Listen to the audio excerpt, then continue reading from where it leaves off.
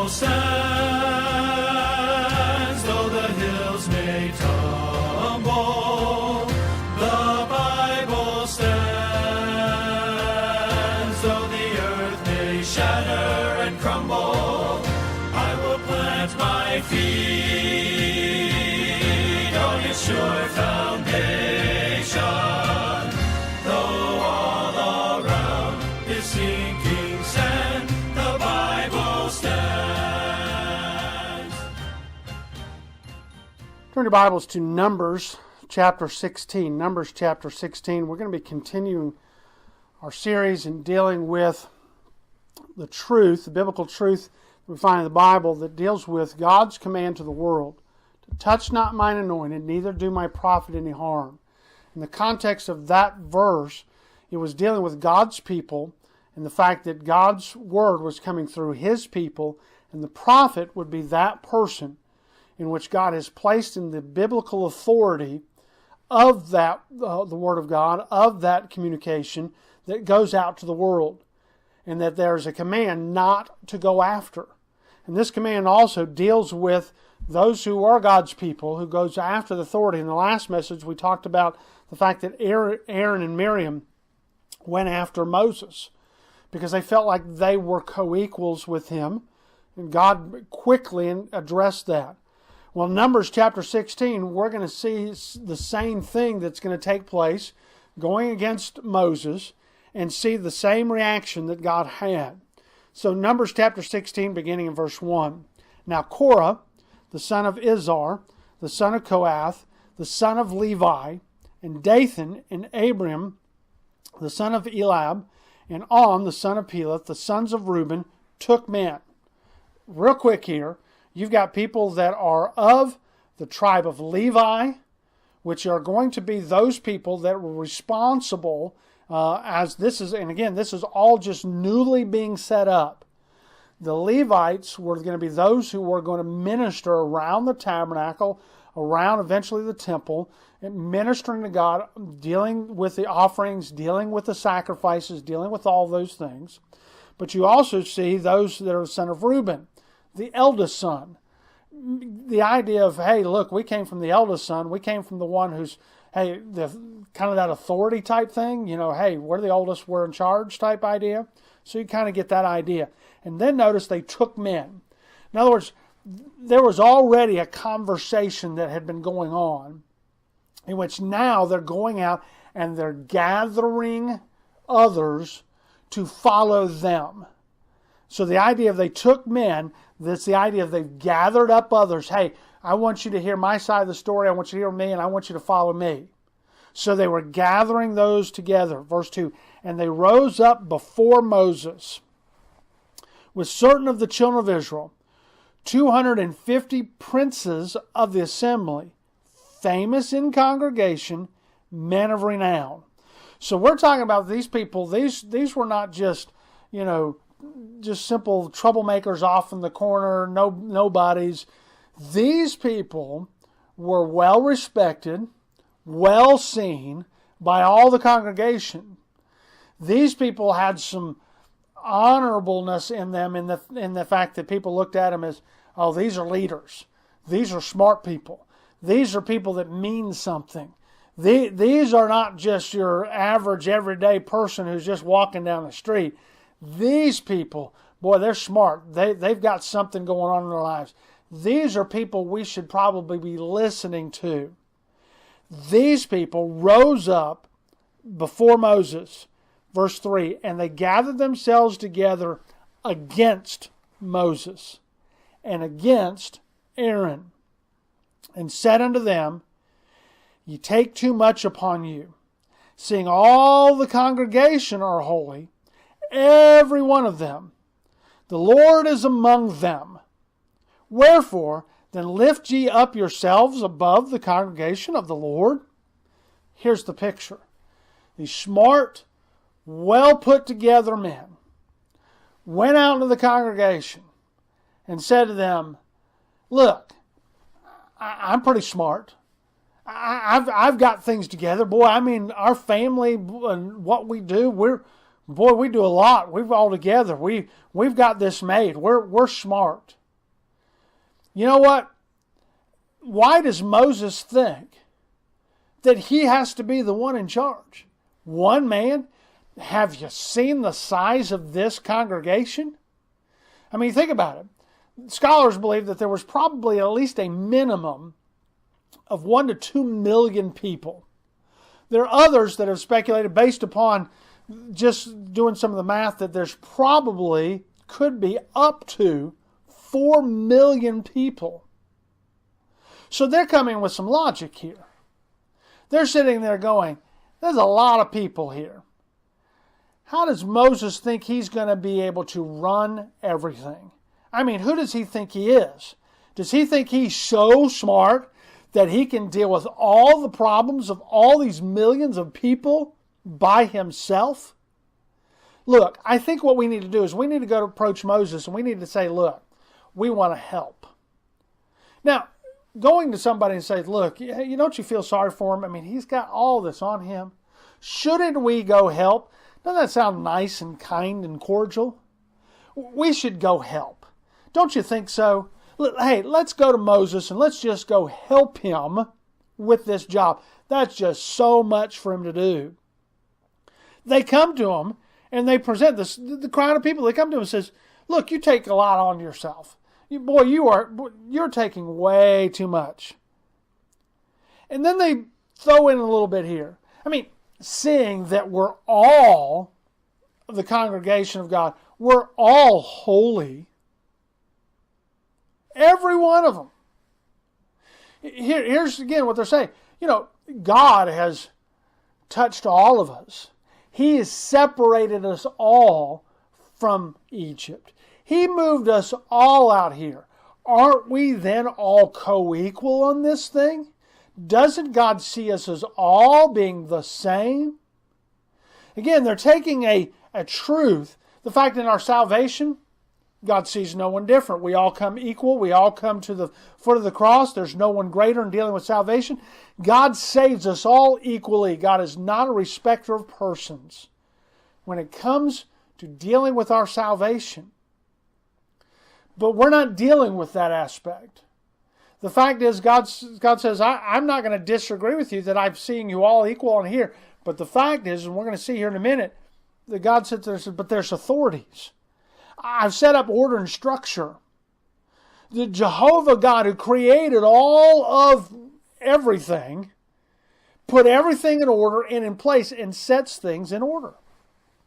So God comes and puts Moses in this place of authority that we've seen in the last message. So when they come to them, they're sitting there going, look, God sees us all equal, so why can't we all just work together? Why is it that you have to be the one in charge? Can't we all have a say in what is going on?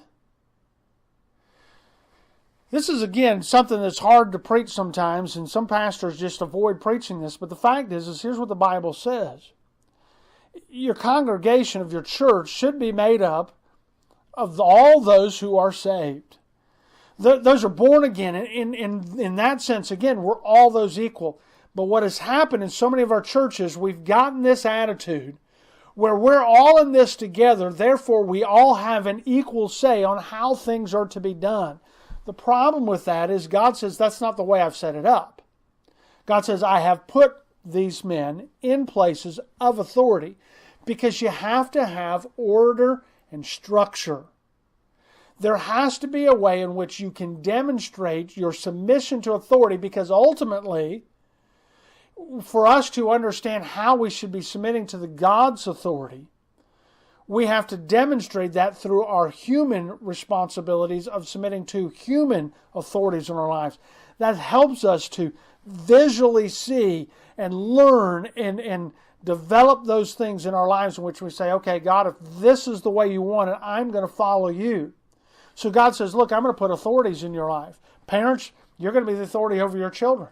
Children are submit to their authority of the parents. Why? So that they can learn how to submit to their Father whom they have not seen.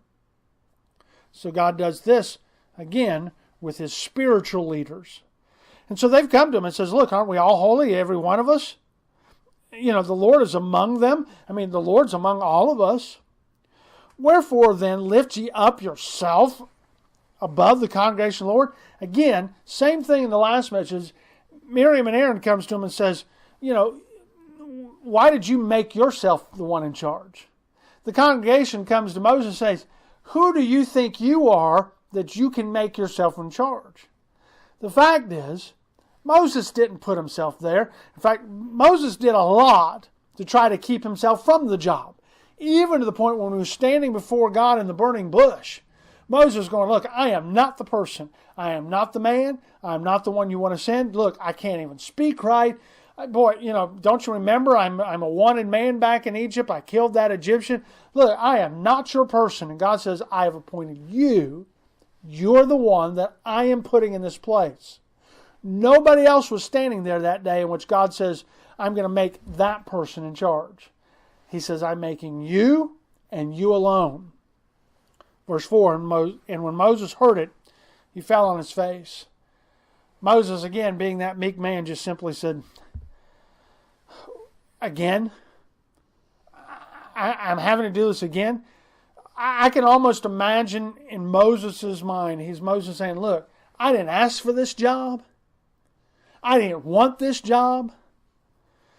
Why do I have to keep going through this? Almost to the point where he's saying, God, look, this is your people. You deal with them. Because I didn't want this in the first place. Again, he got through dealing with his brother and sister, Aaron and Miriam. Had to deal with them, got that straightened out. I guess probably thought, hey, look, everybody figured this out. They all heard it. They all saw what happened. But apparently it didn't work. Apparently they didn't all figure it out. Because now the congregation, the group's now coming. And the group of them is coming after me. So he just fell on his face, humble before God. Verse 5, and he spake unto Korah, and to all his company, saying, even tomorrow the Lord will show who are his. Again, he said, this is the Lord's. He said, tomorrow, God's going to take care of this. Who are his, who is holy, and will cause him to come near unto him. Even him whom he hath chosen will he cause to come near unto him. He said, look, tomorrow, we're going to meet again, and God's going to reveal exactly who his man is and who's in charge. Verse 6, this do, take your censers, Korah, and all his company, and put fire therein, and put incense in them before the Lord tomorrow. And it shall be that the man whom the Lord doth choose, he shall be holy. Ye take too much upon you, ye sons of Levi. He said, look, God's going to reveal who's holy. And he's coming back to, no, you sons of Levi, you're taking on too much. You're taking on something that God never intended you to take on. Verse 9, seemeth it but a small thing unto you that the God of Israel hath separated you from the congregation of Israel to bring you near to himself to do service of the tabernacle of the Lord and to stand before the congregation and minister unto them? He said, look, God's called you to a job. Levites, God's already told you, look, I've got something special for you. Do you not think that's important enough that you think you've got to take my job? Is that not important enough to you? Don't you realize this is an important thing God's asked you to do? And you're not satisfied with doing what God's asked you to do? You're taking on the job that God's asked me to do? Verse 10, and he hath brought thee near to him, and all thy brethren, the sons of Levi, with thee. Seek ye the priesthood also? See, not everybody that was in the tribe of Levi were going to be of that role of the priest. There were those that their job was going to be just minister, moving the stuff around, doing the day-to-day task around the tabernacle, keeping it clean, keeping the stuff where it needed to be, just doing the tasks that need to be done around the tabernacle. Then some of those Levites were going to move to the level to which God was going to pull specific ones out and says, you're going to be the priest, meaning you're going to be the ones who actually take the sacrifices, and you're going to be presenting them before God, and you're going to be presenting these particular ones. And then there was one that would be then called out of those that would be the high priest, and his job was then one time a year to go into the Holy of Holies, stand before the presence of God, and offer a sacrifice that was to take care of the sin of the entire congregation for 1 year. And Moses is saying, God's given you an important job. Is that not enough? Is that not big enough that you got to come after the one that God says, I'm going to appoint you, ruler over all the people, to direct and guide them in their movements? Sometimes in church, we just simply don't realize, God's called us to do something, every one of us. Is it not enough? God, you've made a mistake, and you've just made me one of the people that serve around the church and keep things clean and keep things moving and keep things where they needed to be. I think I ought to have the same authority as the one standing up in that pulpit. Is God's calling on you not big enough? Verse 11, for which cause both thou and all thy company are gathered together against the Lord. He turned it on him and says, look, you're not against me. They came against Moses. God says, you're not against me, you're against the Lord. And what is Aaron that thou murmur against him? Aaron's just doing his job. Aaron's that first high priest. He's just doing what God asked him to do, and you're going to attack him? Verse 12, and Moses sent to call Dathan and Abiram, the son of Eliab, which said, we will not come up. Now these were the ones that were sons of Reuben, the elder tribe. He said, look, I need you to come meet with me. We need to talk about this. And here was their response. Who do you think you are? We're not coming. We're not going to jump to your bid call. What? You're calling us into your office? Who do you think you are? We're of the elder tribe, Reuben. You don't tell us, the big brother, what to do. Notice 13, verse 13, their response back to Moses. Is it a small thing that thou hast brought us up out of the land that floweth with milk and honey to kill us in the wilderness, except make thyself together a prince over us? They use the same words. Oh, so is it a small thing that you used your leadership?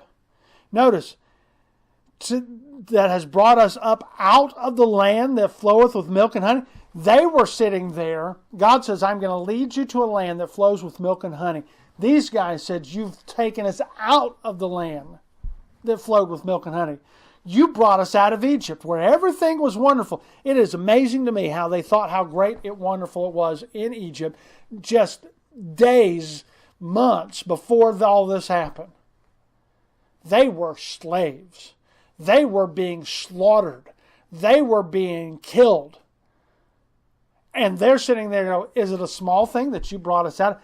My guess is, my assumption here, again, the Bible doesn't say, that there was something with this tribe and these people that they had somehow maneuvered and worked their way into the Egyptians, in which they didn't have those little menial tasks.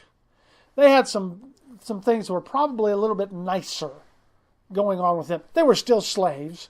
They still weren't in charge of themselves, but they had worked their way into a position in which, hey, they had gathered some of the wealth and some of the things that were there in Egypt. And they're like, man, we had it made over there. We had it all worked out. We had negotiated with the world and we were, everything was fine. And then you come along and you drag us out of there so that we die in the wilderness just so you can say, hey, look, I'm in charge. You pulled us out here into the wilderness. Hey, I'm in charge. Now I'm going to lead you to your death, but I'm in charge. That's what they were accusing him. Verse 14, moreover, thou hast not brought us into the land that floweth with milk and honey. So you didn't bring us out of, you took us away from that. You haven't taken us there. Where is it? You promised us all this great stuff that happened. Where is it? I don't see it. You as preachers, you sit there and you promised all this great Christian, victorious Christian living. I don't see it. You promised us all this stuff. All you've done is you've made us come in here and so you can be in charge and you tell us how to live our lives, and all we're going to do is die in here because we don't have freedom to do whatever we want to do. Who do you think you are? You haven't led us to this supposed victorious Christian living or given us inheritance of fields and vineyards. Wilt thou put out the eyes of these men? In other words, they're accusing them. Look, so what are you trying to do? Blind us? We can see. We're not stupid. We know what's going on here. You're just here to be in charge of us. You're not giving us anything. we will not come up. We're not going to come. We're not going to even allow anybody to see us come to you, given the idea that we're being summoned and you're in charge. We're not going to give you the time of day to show up, because what's going to happen is everybody else is going to say, oh, well, Moses is in charge. They went to his office. We're not going to do it. Verse 15, and Moses was very wroth. You know what? Moses got a little angry. Sure did. This meek man got angry and said unto the Lord, respect not thou their offering. I have not taken one ass from them, neither have I hurt one of them. Look, I've done nothing to them. I have not hurt them. So, Lord, you know what? When they show up to the temple or tabernacle tomorrow, and they go to do their daily offerings, don't you accept that. Sometimes preachers just get a little upset, and we just sit there and say, God, look, I didn't do anything to them, so if you better not let them get away with looking like they're some spiritual giants. Moses did get upset. He did. And that happens. Verse 16, and Moses said unto Korah, be thou and all thy company before the Lord, thou and they and Aaron tomorrow. He just said, look, just be there. Just show up tomorrow. I don't want to hear anymore. Verse 17, and take every man his censer, put incense in them, and bring ye before the Lord every man his censer, 250 censers, thou also, and Aaron each of you his censer. And they took every man his censer, and put the fire in them, and laid incense thereon, and stood in the door of the tabernacle of the congregation with Moses and Aaron.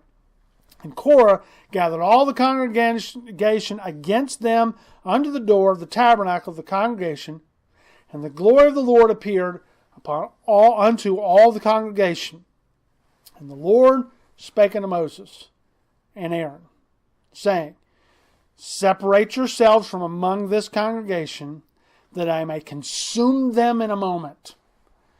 God's in front of everybody. They could hear what God was saying.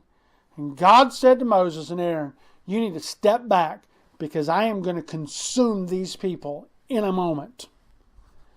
This was pretty serious. And they, verse 22, and they fell upon their faces and says, O God, the God of the spirits of all flesh, shall one man sin? And wilt thou be wroth with all the congregation? All of a sudden now you've got a bunch of people in the congregation, when they see the seriousness that God was going to do. Look, you're standing against my man, I'm going to destroy you. So there were those in the congregation who just simply said, wait a minute. These men, they are the ones who are leading this. Don't consume all of us. They don't speak for all of us. So there was a number that sat there. So wait a minute, whoa, wait a minute. These guys don't speak for all of us. Verse 23, and the Lord spake unto Moses, saying, speak unto the congregation, saying, get you up from the tabernacle of Korah, Dathan, and Abiram. In other words, he said, if that's the case, then you get up, and you better come over here. You better get away from these people. And Moses rose up and went unto Dathan and Abiram, and the elders of Israel followed him.